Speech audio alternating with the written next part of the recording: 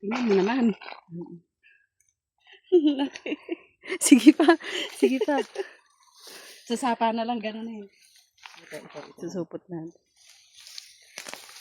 Lalaki. Sige pa. Ayan pa, oh. Labas na yung laman, oh. Kababaw. Kadali. Ere. Tignan mo. Oh. Ganda naman ang luya dito pala. Maganda pa. Binibinhi niya yan. Baka taniman pa sa susunod. Gusto kasi ng luya kahit mga lilim. Naubos naman yung luya ko rin sa may sabi siguro. Kasarap ang bunutin. Pag bibintangan sila dito. Kabunan niya yung mga lumilitaw na laman. Oh. Hope na. Baka ano niya inom lang. Putang na iuubusin lang ito. Ubusin ko lang.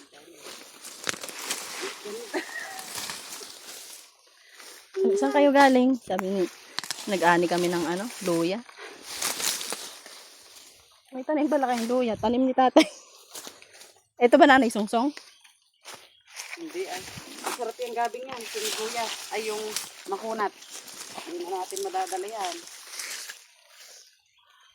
Nakakatuwa eh. Nakakatuwa na. Nakakagalit din.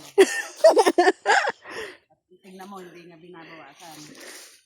Pang inaay kang namuhuli. Pag di ka nakahuli, huwag mo aminin. Hindi Lagi ikaw na ipagdududahan. Umahon siguro, ka mo, binintat mahal.